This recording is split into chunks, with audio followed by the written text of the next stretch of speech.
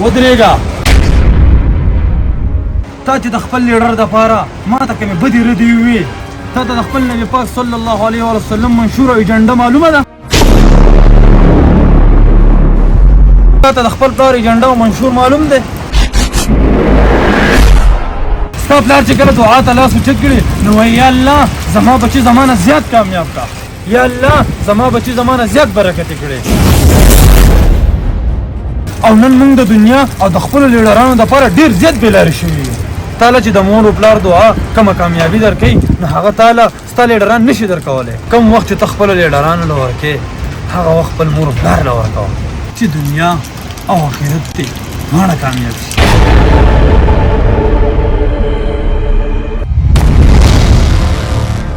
لیډر داسې پکار دی چې د دین او د اسلام د بقا خبرې کوي، چې د دین د خورولو کوشش کوي او په خپلو خلکو کې د اسلام احکامات عام کړي. په داسې لیډرانو پسې منډې مه وهئ چې هغه د یهودو ایجنټان دي.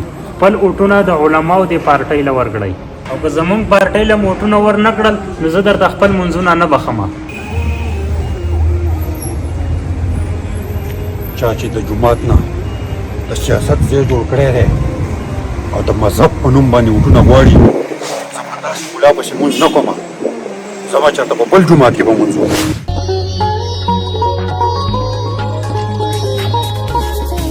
یاره نن سبا د سیاست کم طرف ته روان دي، د چا د مذهب سره بالکل فکر نشته، د خپل لیډر په سر د مذهب نه فارغ کېدو ته تیار شوي دي.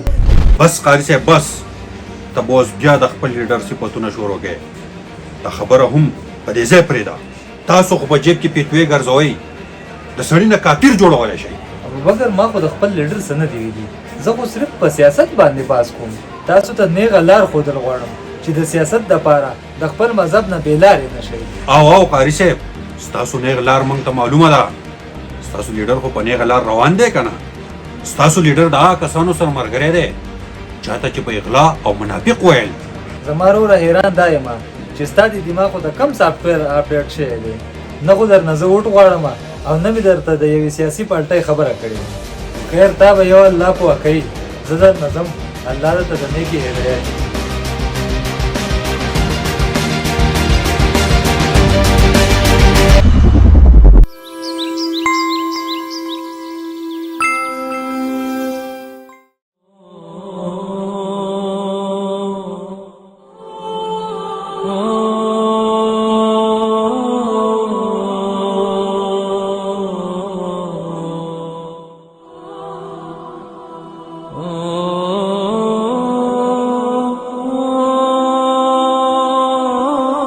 ابوبکر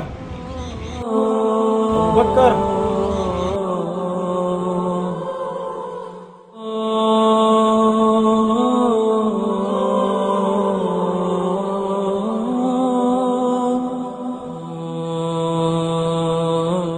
تاسو څنګه یې؟ خیر دی برابري؟ خیر دی شکر دی الحمدلله. څنګه ورپې ښه وکړه؟ الله پاک زمونږ او ستاسو کامیابي په پوره دین کې ایښودې ده. الله پاک په مونږ او تاسو احسان کړی دی چې دا اوچته عظیمه کلمه مونږ او تاسو ته نصیب کړې ده چې لا اله الا الله محمد رسول الله. خپل ژوند به د دې کلمې د لاندې څنګه تېروو؟ په دې باره کې په جومات کې خبره روانه ده، که تاسو زموږ سره نغد لاړ شئ نو الله پاک په درله ډېر اجر درکړي. امیر صاحب ټایم را سره نشته، چې ټایم راته میلاو شو در به شم. که چای مې څښئ چې وڅښم در باندې. جزاک الله. چای مې نه څښو، جومات ته چې راشئ دا زموږ دپاره هر څه دی. ډېره ښه ده.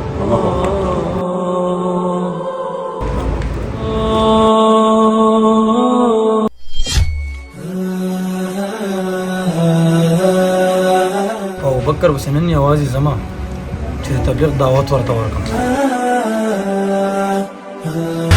امیر صاحب ټایم را سره نشته، چې ټایم راته میلاو شو در به شم. که چای مې څښئ چې وڅښم در باندې. سردار ملنګ بن ادمه ابوبکر خبرو ډېر د ناامیدۍ او د مایوسۍ خبره کړې. داسې نه چې نن نه داسې خبره وکړي چې بې عزته پرې نه شم. قلاریږه ترې خپل کار به کوي. ستا عزت د نبي کریم صلی الله علیه وسلم نه زیات سیوا دی. ستا عزت د صحابه کرامو نه زیات دی چې خلکو به د قسمه قسم خبرې وکړي. خو بیا به هم د هغوی د هدایت لپاره د هغوی دروازې لپاره بار د تبلیغ والا کار هم دا دی چې بې لارې خلک په لار کړي.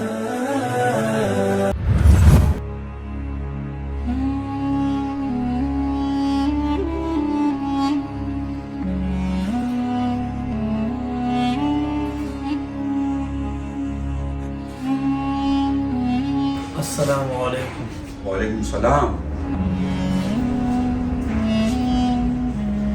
سردار ملنګه دا راته ووایه چې دلته دې څنګه رافیقه وکړه؟ تاسو کور ته درغلم خو تاسو نه وئ. معلومات راته وشو چې تاسو دلته کې یئ نو زه درپسې دلته کې راغلم. سردار ملنګه ما پسې څه لرالی؟ خیر خو دی که نه؟ او خیر دی زمونږ دا مشر به در سره خبره وکړي. ابوبکر بل ورځ دا امیر صاحب ما په تاسو پسې رالېږلی و خو ستاسو نه ډېر نا امیده راغی. ما وی چې نن ورسره په خپله باندې لاړ شم.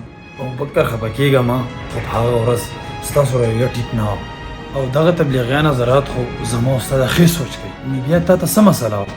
یاره سردار ملنګه دا خبرې را سره مټه سوه که څه بل څه کار دې وي نو راته وایه.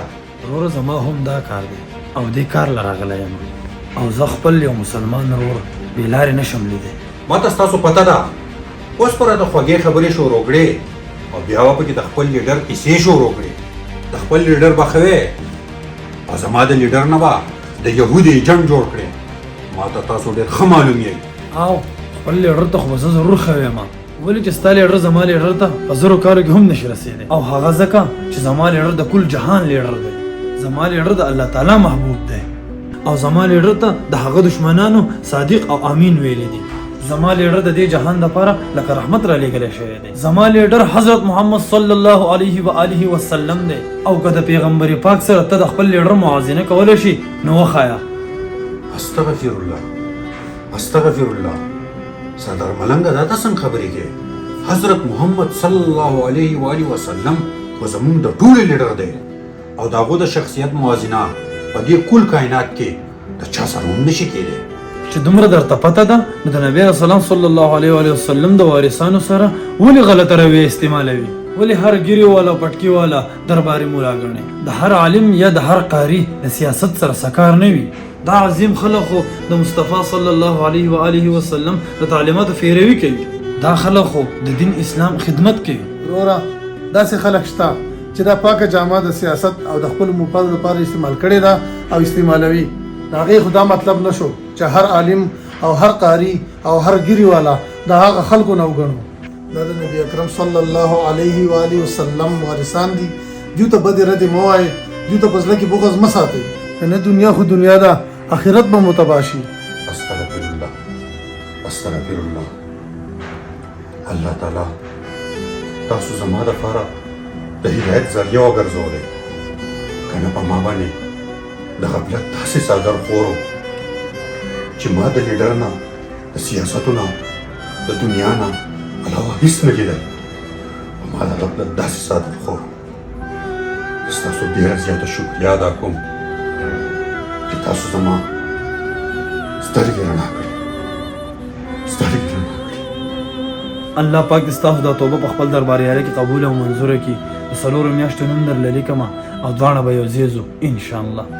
سبحان الله والحمد لله لا إله إلا الله.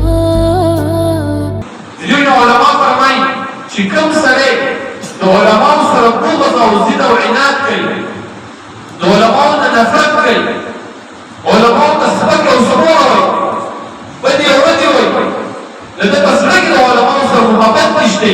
زه په دنیا او آخرت باندې علماو ته اهمیت ورکړو، د علماو په مقابله کې بل ته اهمیت ورکړو، د زړه په محبت کې د علماو په مقابله کې بل چا ته ځای ورکړو. دې سړي ته به یو څو نقصانات مخې ته راځي. یو به د دې سړي په مال کې برکت نه وي، د ده مال کې به برکت نه وي. برکت څه د ده مال به په خیر نه لګېږي، چېرته په کاڼو تحصیلونو هسپتالونو په مصیبتونو باندې ولګي، په خیر باندې دا بې برکتي ده د مال. دویم به د دې سړي په اولاد کې د لسو پوښتنو پورې چېرته عالم او حافظ نه پیدا کړي. د نور دا قسمه ویډیوز کتلو لپاره زموږ یوټیوب چینل وادي سوات واین ضرور سبسکرایب کړئ او د ګنټۍ دا نشان هم دباو کړئ.